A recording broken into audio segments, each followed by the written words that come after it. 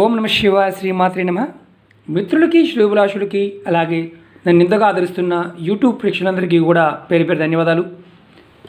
మిత్రులారా, ఈరోజు మనం ఒక అద్భుతమైన ఉపాయాన్ని తెలుసుకుందాం. చాలామంది మిత్రులు మెయిల్స్లోనూ కామెంట్స్లోనూ శ్రీనివాస్ గారు మీరు చాలా ఉపాయాలు చెప్తున్నారు, కానీ మేము ఉపాయాలను ఆచరించడానికి కూడా మాకు అంత టైం ఉండడం లేదు, ఏదో ఒక ఉపాయం చేసుకుంటే మాకు ధనవర్షం లక్ష్మీ ప్రాప్తి కలగాలి అంటే మేము కంపల్సరిగా మాకు ధన సంపాదన పెరగాలి, ధనప్రాప్తి కలగాలని అడగడం జరిగింది. వారందరి కోసం మన పూర్వీకులు మనకి చాలా అద్భుతమైన ఉపాయాలు చేయడం జరిగింది. ఏ విధమైన పరిహారాలు, ఏ విధమైన పూజలు చేస్తే ఫలితాలు వస్తాయో కూడా మన పూర్వీకులు చెప్పారు. అందులోంచి ఈరోజు మనం లక్ష్మీదేవి మనకి లక్ష్మీ ప్రాప్తి కలిగించడానికి, మన మీద ధనవర్షం కురిపించడానికి ఒక రోజున పూజ చేసుకుంటే అద్భుతమైన ఫలితం వస్తుంది. ఆ పూజ ఎలా చేయాలి, ఏ విధంగా చేయాలి మీకు తెలియజేస్తాను. చెప్పిన విధంగా చేసుకోండి, సబ్స్టిట్యూట్ మాత్రం ఆలోచించమాకండి, ఎందుకంటే ఆ విధంగా చేస్తేనే ఫలితాలనే వస్తాయి. ఈ పూజ ఎలా చేయాలి, ఏ విధంగా చేయాలో తెలియజేస్తాను. అలాగే మిత్రులారా, మీకు ఈ వీడియో నచ్చినట్లే లైక్ చేయండి, నా ఛానల్ సబ్స్క్రైబ్ చేసుకోండి, గంట సింబల్ని యాక్టివేట్ చేసుకోండి, 10 మంది మిత్రులకు షేర్ చేయండి. సహజంగా మనందరం కూడా అమావాస్య అంటే భయపడుతుంటాం. ఈ పూజని అమావాస్య రోజు చేయాలి. అమావాస్య రోజున లక్ష్మీదేవి పూజ చేసేవారికి లక్ష్మీ ప్రాప్తి కలుగుతుంది. అలాగే మనం ధనాన్ని ఏదైతే ఆశిస్తామో, ధనమనంగానే ఓన్లీ డబ్బు మాత్రమే కాదు, అష్టైశ్వర్యాలుగా మనం చూస్తుంటాం. 8 రకాల ఐశ్వర్యాలు, భోగభాగ్యాలు కలగాలంటే అమావాస్య రోజున లక్ష్మీమాతకి పూజ చేయాలి.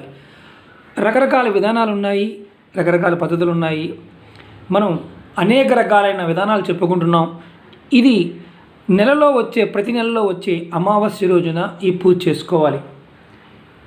ఇప్పుడు మనకి రాబోయే 22వ తారీఖు కూడా అమావాస్య ఉంది. అలాగే ప్రతి నెల అమావాస్యకి మేము ప్రతిరోజు చేసుకోలేమండి, వారానికి ఒకసారి పూజ చేసుకుంటామండి అనేవారు ఎవరైనా సరే లక్ష్మీమాతకి ఈ విధానంగా పూజ చేస్తే ఖచ్చితంగా ధనవర్షం కురుస్తుంది. ధన సమస్యల నుంచి బయటపడతారు. అమావాస్య ఇది ఎప్పుడు చేయాలి, ఎలా చేయాలి చెప్తాను. అమావాస్య రోజు సాయంత్రం 7:30 నుంచి 9 గంటల మధ్య ప్రాంతంలో ఈ పూజ చేసుకోవాలి. బాగా గుర్తుంచుకోండి, ఒక అరగంట అటు అవ్వచ్చండి, అరగంట ఇటు అవ్వచ్చండి, అంటే ఫలితాలు కూడా అటుగానే ఇటుగానే ఉంటాయి. 7:30 నుంచి అంటే 7:30 నుంచి 9 గంటల మధ్య ప్రాంతంలో చేసుకోవాలి. మీ ఇంట్లో, మీ పూజా మందిరంలో ఎక్కడైనా సరే ఇలా లక్ష్మీ కుబేరుడు ఉన్న పటమైనా పర్వాలేదు, ఒక లక్ష్మీదేవి ఉన్న పర్వాలేదు, ఒక పటం తీసుకోండి. తర్వాత ఇలాంటి ఒక ఎర్రటి క్లాత్ చిన్నదైనా సరే ఒక జాకెట్ ముక్క కొనుక్కొచ్చుకోండి, దాన్ని చిన్న మొక్క చేసుకోండి. ఇది ఎన్నిసార్లు వాడుకోవచ్చు, ఇంత మొక్కని పర్వాలేదు. ఇప్పుడు ఇది ఉందనుకోండి, $1 ఉంది, చిన్న మొక్కని పెట్టుకోవాలి. ఎర్రటి క్లాత్ మీద అమ్మవారిని పెట్టుకోవాలి. తర్వాత మీరు చక్కగా అమ్మవారికి గంధంతో బొట్టు పెట్టాలి. అక్షతలు కూడా తయారు చేసుకోండి, పసుపుతో అక్షతలు తయారు చేసుకోండి. మీరు చక్కగా ఇలాంటి మట్టి ప్రమిదలు కానీ, వెండి ప్రమిదలు కానీ, ఇనుపవి కాకుండా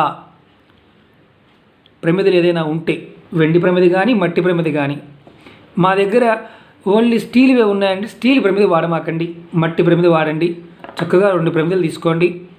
ఇలా తీసుకొని మీ ఇంటిలో ఎక్కడైనా సరే, ఒకవేళ పూజా మందిరం మీకు తూర్పు గదిలో ఉంటే పర్వాలేదు, లేదు మాకు పడమరలో ఉందండి, మాకు ఉత్తరంలో ఉందండి, ఎక్కడ ఉన్నా సరే మీరు ఈ పటాన్ని ఈశాన్యం వైపు అంటే తూర్పు దిక్కుకి ఉత్తర దిక్కుకి మధ్య కార్నర్లో ఉండేదాన్ని ఈశాన్యం అంటారు. ఈశాన్యం వైపు ఈ పటాన్ని ఇలా పెట్టండి.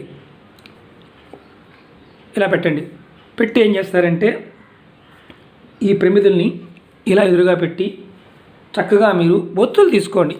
మనకి మార్కెట్లో ఒత్తులు దొరుకుతుంటాయి, మనం కూడా చేసుకోవచ్చు. తెల్లటి ఒత్తులు దొరుకుతున్నాయి కదా. మీకు నేను ఎందుకు చూపిస్తున్నానంటే ఎర్రటి ఒత్తులు కూడా దొరుకుతాయి. ఎర్రటి ఒత్తులు వేసి వెలిగిస్తే కనుక చాలా మంచిది. లేదు మనకి ఎర్రటి ఒత్తులు దొరకలేదు కాబట్టి చక్కగా మనం ఏం చేస్తామంటే తెల్లటి ఒత్తులు తీసుకొని దానిలో కొంచెం కుంకుమ ఉంది కదా, కుంకుమ రాయండి, ఒత్తులకి కుంకుమ రాయండి.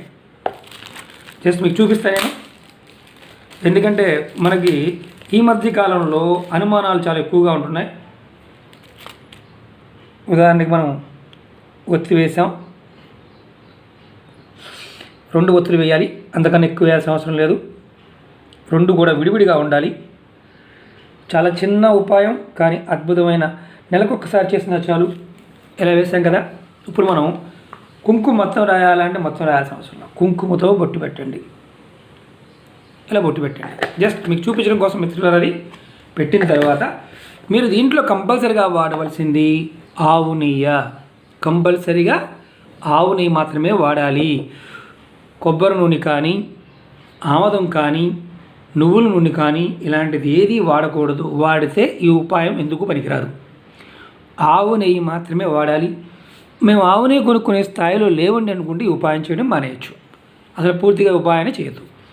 ఎందుకంటే ఆవు నెయ్యి పోసి లక్ష్మీ అమ్మవారి పట్టం ముందు ఇప్పుడు అలా పెట్టాం కదా, చక్కగా దీపారాధన చేయండి. దీపారాధన చేసిన తర్వాత మీరు అమ్మవారి ఏదైతే పట్టం పెట్టాం కదా, పట్టం కానీ ఏదన్నా ఎర్రటి కలర్ పువ్వులు అంటే మందార పువ్వులు కావచ్చు, ఉదయాన్నే సాయంత్రం కోసుకోండి పెట్టుకోండి, లేదంటే గులాబీలు కావచ్చు, ఎరుపు కలర్ ఉండే పువ్వుల్ని పెట్టడానికి ప్రయత్నం చేయండి. తామర పువ్వులు దొరికితే చాలా శ్రేష్టం, ఇంకా అద్భుతం కూడాను. తామర పువ్వులు దొరకకపోతే మీకు దొరికింది ఏదైనా అంటే వేరే పువ్వులు పెట్టకూడదా అని కాదు, పెట్టవచ్చు. కానీ ఫలితం బాగా శీఘ్రంగా రావాలి, త్వరగా రావాలి అన్నప్పుడు ఎర్రటి పువ్వులతో ఆరాధించాలి. అలాగే దీపం ముఖం, మనం దీపం పెట్టాం కదా, ఇది ఈశాన్యం చూడాలి. ఇప్పుడు ఈశాన్యం మొదలు అనుకోండి, ఈశాన్యం వైపు పెట్టాలి. ఈశాన్య కార్నర్లోనే పెట్టాలి. తూర్పు వైపుకి కానీ ఉత్తరం కానీ ఈశాన్య దిక్కునే పెట్టుకోవాలి. మాకు తెలియదండి దిక్కులంటే మీరు మొబైల్ వాడేవారు అందరికీ కూడా దాంట్లో చక్కగా మనం చెక్ చేసుకోవచ్చు. మొబైల్లో చూపిస్తుంది ఈశాన్యం ఎక్కడుందో, క్యాంపస్ ఉంటుంది దాంట్లో చూసుకోవచ్చు. అలాగే మీ ఇంట్లో పెద్దవాళ్ళని అడగండి. ఒకవేళ ఈశాన్యం కూడా తెలియలేదు అనుకోండి, ఉపాయం చేయడం మానేయండి. అలాగే మనం ఇప్పుడు నెక్స్ట్ ఏం చేయాలి, మన ఇంట్లో ఏదన్నా పాలతో కానీ పరమాన్నం చేసినా లేదంటే స్వీట్స్ ఉన్నా అది కూడా పెట్టే స్థాయి లేదు అనుకున్నప్పుడు బెల్లం ముక్కనైనా సరే నైవేద్యంగా పెట్టండి. ఇది 7:30 నుంచి 9:30 ప్రాంతంలో చేయాలి. 9కి ముందే, ఇంకా అరగంట కూడా ఒక 9కి ముందే చేయండి, చాలా మంచిది. ఇంకా అరగంట అంటే నైవేద్యం పెట్టే కార్యక్రమం ఉన్న కూడా కొంచెం లేట్ అవ్వచ్చు, కానీ 9 లోపే పూర్తి చేసుకోవాలి. తర్వాత మీరు చేయాల్సింది ఏంటంటే అమ్మవారికి సాంబ్రాణి ధూపం చూపించండి. కంపల్సరిగా సాంబ్రాణి ధూపం చూపించండి. మీకు చదవటం వస్తే లక్ష్మీ అష్టోత్తరం కానీ శ్రీ సూక్తం కానీ చదవండి. మగవారైనా ఆడవారైనా చేసుకోవచ్చు. ఒకవేళ మాకు చదవడం రాదండి అంటే మొబైల్ యాప్స్ ఉంటాయి, వినండి, ఆన్ చేసుకొని వినండి. ఇది చేస్తున్నంతసేపు ఎవరితో మాట్లాడటం కానీ లేకపోతే ఇంట్లో వాళ్ళ మీద చిరబురులాడటం కానీ చేస్తే ఈ పూజకి ఎలాంటి ఫలితం ఉండదు.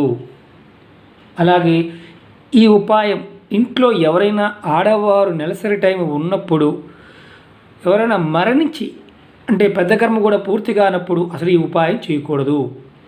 నెలసరి టైం ఎవరికున్నా సరే ఆ ఇంట్లో ఈ ఉపాయం చేయకూడదు అమావాస్య టైంకి. లేదంటే మగవారైనా ఆడవారైనా ఎవరైనా చేయవచ్చు. ఈ ఉపాయం ప్రతి శనివారం, మామూలుగా మనం ఏంటంటే కొంతమంది శుక్రవారం పూజలు చేస్తుంటాం, శనివారం పూజలు చేస్తుంటాము. అలాంటప్పుడు మనం ఈ విధంగానే లక్ష్మీదేవికి వెంకటేశ్వర స్వామికి దీపం పెట్టి పూజ చేస్తుంటాం. అలా మనం చేసినప్పుడు ఉపవాసం ఉంటాం. అమావాస్య రోజున ఉపవాసం ఉండి ఎవరైనా సరే ఈ ఉపాయాన్ని చేస్తే వారికి అతి శీఘ్రంగా అంటే తొందరగా ఆర్థిక స్థితి మంచి మార్పు వస్తుందని చెప్తున్నారు. అంటే మనం శుక్రవారం ఉపవాసం, శనివారం ఉపవాసం చేస్తుంటాం కదా, అలాగే అమావాస్య తిథి నాడు మాత్రం అమావాస్య రోజున లక్ష్మీ అమ్మవారి అంటే వీళ్ళు ముందే అనుకొని ఒక పొద్దునండి పూర్తిగా అవసరం లేదు, పగలంతా ఉపవాసం ఉండి అమ్మవారి పూజ చేసుకొని తర్వాత భోజనం చేయవచ్చు. పగల భోజనం చేసి మాత్రం చేయకూడదు. ఈ విధంగా చేసిన త్వరగా మీ ఆర్థిక స్థితి మారుతుంది. అలాగే ఈ పూజ చేయటం వల్ల మన ఇంట్లో కంపల్సరీగా ధన సంపద పెరుగుతుంది. చాలా సింపుల్, నెలకొకసారి కదా, మాట్లాడకుండా చేసుకోవాలి. కంపల్సరీగా అష్టోత్తరం కానీ శ్రీ సూక్తం కానీ చదువుకోవాలి. మాకు ఇది లేదు, మేము ఏమీ చెయ్యలేము అనుకుంటే లక్ష్మీదేవిని 108 సార్లు నా మనసులో ఓం శ్రీ మహాలక్ష్మీ నమః అని మనసులో అనుకోండి. ఓం శ్రీ మహాలక్ష్మియే నమః అని 108 సార్లు అనుకోండి. ఇంకేం చేయలేము అనుకునేవారు. ఎందుకంటే మన ఇంటి నుండి ఇది కంపల్సరీగా ఏంటంటే ఈ ఉపాయం చేస్తే అమావాస్య తిథిలో చేస్తే మన ఇంట్లో ధన సంపాదన పెరుగుతుంది. మన ఇంట్లో దరిద్ర దేవత కనుక ఉంటే బయటికి వెళ్ళిపోతుంది. లక్ష్మీదేవి ప్రసన్నమవుతుంది. మనకి 4 వైపుల నుండి కూడా ధనం రావడం మొదలవుతుంది. ఇమ్మీడియట్గా చేస్తే గంటలో వచ్చేస్తా అంటే రాదు. నమ్మకంగా మనస్ఫూర్తిగా చేయండి, ఖచ్చితంగా ఫలితం వస్తుంది. ఆవు నేతితోని దీపం పెట్టాలి మిత్రులారా, లేకపోతే ఎలాంటి ఉపయోగము ఉండదు.